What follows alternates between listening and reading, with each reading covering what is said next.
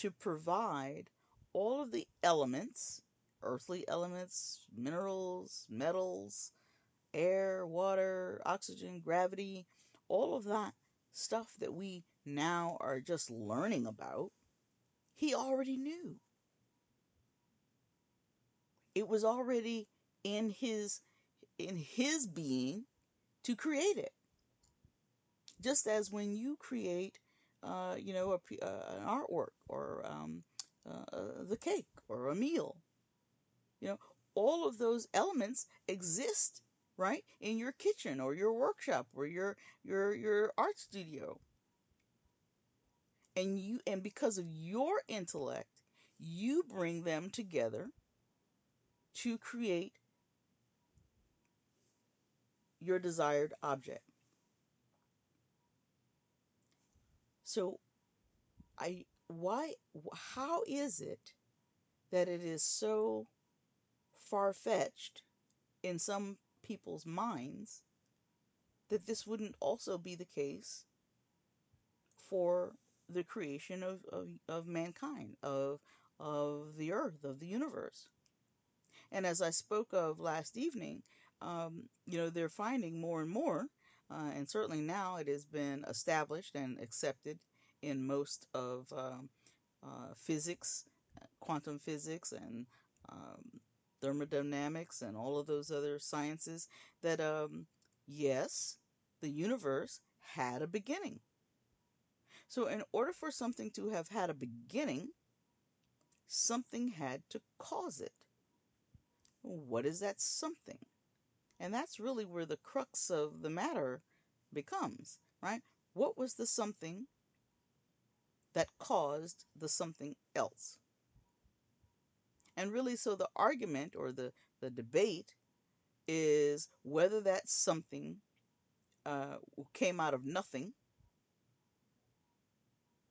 or whether the something was created by a entity that could create something out of nothing. Which one is more? Which one is just? I mean, just as a just as a logical thought experiment, right? Which makes more sense? Does it make more sense that something came out of nothing, or that there was a creator that took the nothingness and created something, or took the stuff that was already there and created the something, right? So, just logically thinking, I don't even know how you can imagine that everything in the entire universe as we know it just materialized out of nothing. Even if you look at the concept of science and you think about cause and effect, right? And if that's purely, where you're thinking from. Um, so I just wanted to kind of kind of go over that again, because I don't know if I expounded on that enough last night in the preview. And then the other idea is that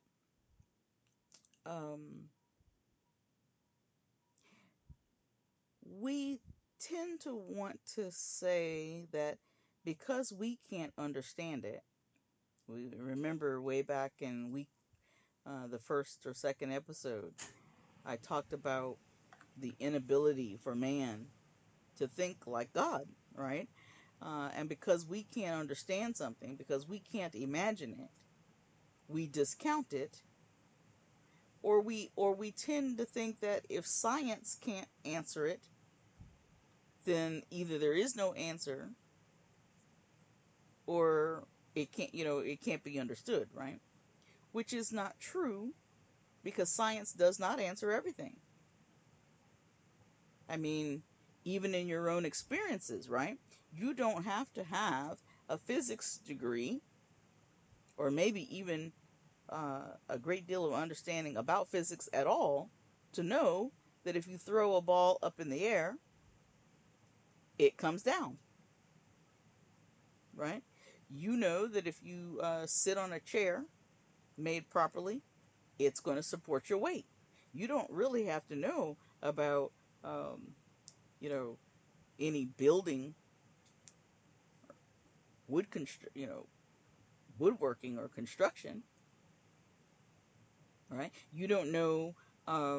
You get on an elevator or a lift, and you walk into it, and you don't know anything about the workings of the elevator, how it functions, but you get on it, you go into the elevator, and somehow you have the faith that that elevator is going to operate,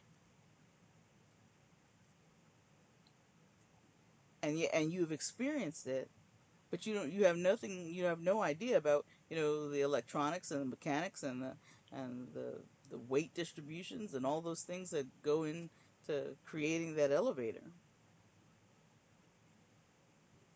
And so obviously there are some things in our society that are fairly well established, you know, laws of electricity and again thermodynamics and some laws of physics, but these laws existed before we understood them.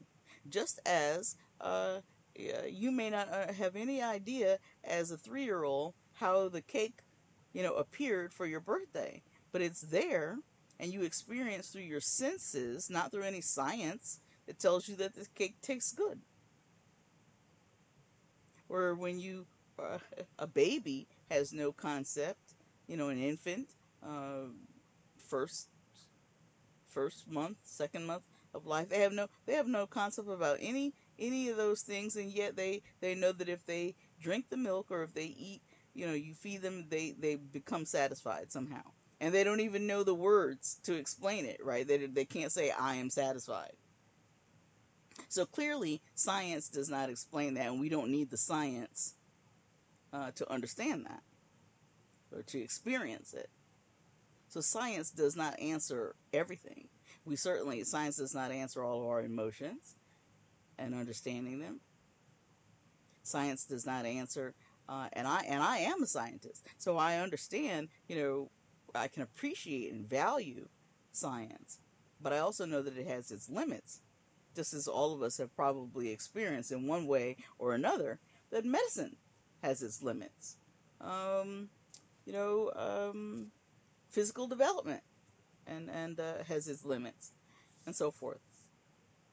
And we have to begin to appreciate that where we end, God already was. So because He is so far and above our intellect, far and above our ability to appreciate, because remember, He's the creator, so He appreciates what He has created far more than we can appreciate ourselves. And because He has this immense power and intelligence, and because He can see the entire beginning and end of our lives, He is operating with all of the information. We are only operating with some of the information. And yet, we only have a limited amount of information and a limited amount of power, but we can create. But we can learn. We can inform. We can teach. We can do a lot of things. Imagine now, if you can think about the idea that this is an entity that is far, far above our intellect, far, far above our power, and has the ability to see all of time. He knows where you're going tomorrow. He knows where you were yesterday. He knows where you are right now.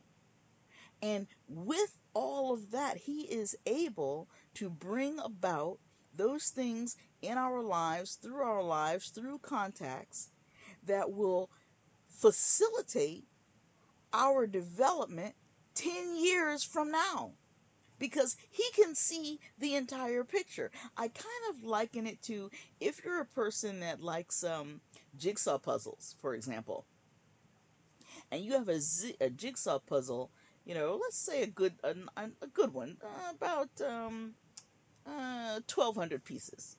That's a good size to start with, right? 12. You have that jigsaw puzzle, and you have all the pieces, right? And you are able to fit those pieces in, because you know what the end is going to look like. Particularly if you have the box that the jigsaw puzzle pieces came in, you have the picture right before you. You can see the whole picture. Now, the pieces themselves have no concept of where they belong, only that when you press them in, they fit. You control it, you see it, and because you can see all of the pieces, you know how and when to start an edge or a corner or a side. You have all the information about that jigsaw puzzle. Well, that's a very, simplistic way to kind of look at the fact that God has all the pieces. God knows all of the ends from the ends, the beginnings from the beginnings. He knows all of the ins and outs. He already has it in place. He already has the jigsaw puzzle of the universe and each of our lives laid out before him. He knows that if he does a certain thing or allows a certain event in your life to begin now, he knows exactly how it's going to end. His wisdom, his knowledge, his love, his mercy has allowed us to have free will. And even in that, he knows what we're going to choose and how to set up the experiences based on what he knows that we're going to choose. Imagine if your GPS knew that you were going to turn right, even though it was telling you to turn left. Imagine if it knew that in advance, right? It could then tell you, no, don't turn left because there's a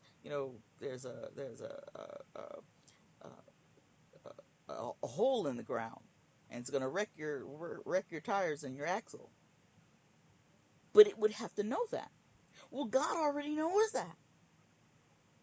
So that's how we can trust him and love him and have faith that if he tells us to do a thing or not to do a thing, it's because he has the sight. He has the sight into the future. He has the sight into that left turn and what that road has ahead of it. So the only real difference is what you have faith in.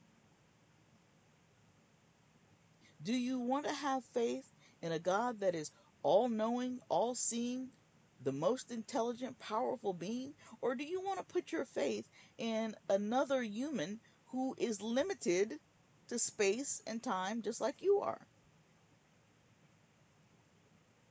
Would you want to put your faith and trust into um,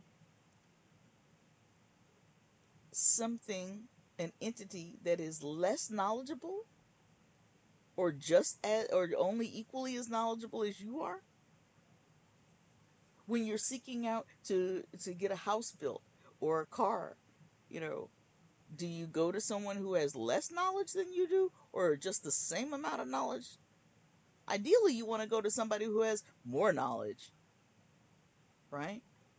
More power, more wisdom. I think that you see my point there. So let us go on and try to understand then, if we can appreciate that God is a spirit without the boundaries of time and place and form and so forth, then we can begin to understand how it is that the Holy Spirit